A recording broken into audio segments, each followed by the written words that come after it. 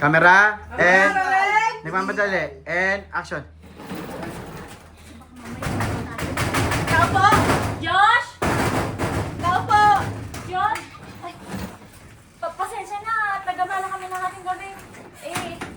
Teka lang natin gabi. Makikituloy lang kami. Kita Okay lang. Okay lang, kunwari. Maliwanag na ilaw. Yeah. Ulitin niyo. Gabi Hindi ako na magkakat. gabi na kasi lumayas, Hindi ako di ba? magkakat. One, two, and go. Tao po! Josh! Tao po! Josh! Ano ba nangyari?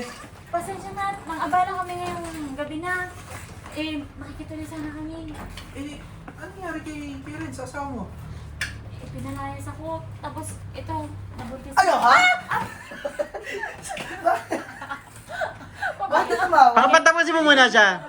Nabuntis siya. Ano? Nakabuntis siya. Ganyan. Wala akong gagi. Oo, masama, yung magina kasi yung nanay mo, masama niya yung trato sa akin, eme-eme. Bigla-bigla na. Parang sikat ka hapon, sabi ka to. Game. Okay. Ano nangyari? One, two, and go. Teka, ano nangyari kay Red sa asawa mo? Si Renz, kasi pinalayas ako. Tapos, ito, dinala niya sa bahay, nabuntis niya. Ano? Renz! Bakit tumawa pa narinig kita? One, ulitin. Ano nangyari? Teka, anong nangyari kay Red sa asawa mo? Si Renz kasi pinalayas ako. Tapos, ito, nagdala sa bahay ng nabuntis niya. Ano? Kaso, sinasaktan niya din, kaya umalis din. Yung mag-ina, yung nanay mo, tsaka yung kapatid mo. Hindi na namin Ano kaya. ha? Ano na- Sumama ka pala dito ha?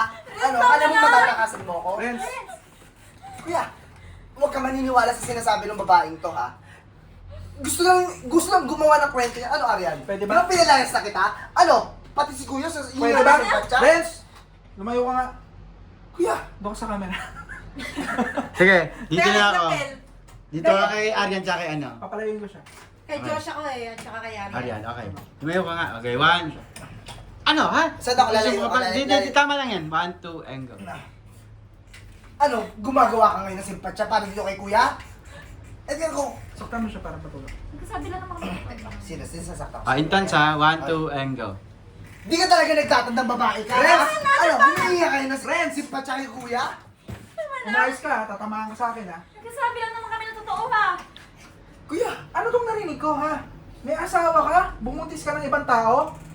Eh bakit? Ano bang makukuha ko din sa babaeng to? Eh baog yan, Kuya? Buti pa nga, bibigyan ako ng anak. Magkakapamangking ka na sa akin. Bibigyan ka na anak, sinasaktan mo nga. Sinasaktan. Ikaw lang yung dahilan kung bakit ko siya sinasaktan kasi nilalaso niya yung utak nito ni Eden. Gusto, di mo, umalis, iniwan ako. Eh, paano ko ba ipapakilala tong anak natin, ha? Kung ganyan yung ugali mo. Ayoko maging katulad mo yung anak natin. Renz, bitawan mo na siya. Tatamaan ka sa akin. Bitawan mo. Kuya, Bitawan mo. Alam mo ikaw, tumanda ka na't lahat, hindi ka pa rin nagbago eh, no?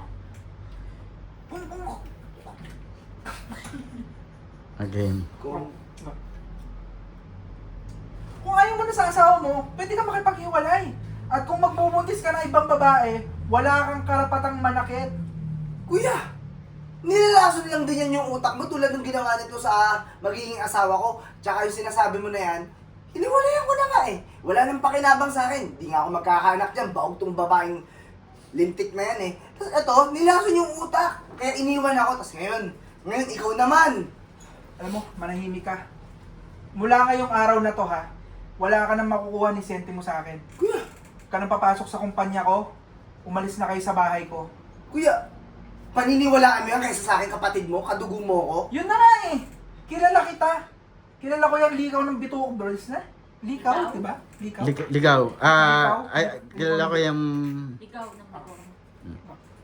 Yun na nga eh. Kilala kita. Kilala kita. Alam ko kung ano yung mga kaya mong gawin. Pwede ba? Umalis ka na dito. Umalis ka na. Hindi pa tayo tapos ha. Lalo ka na.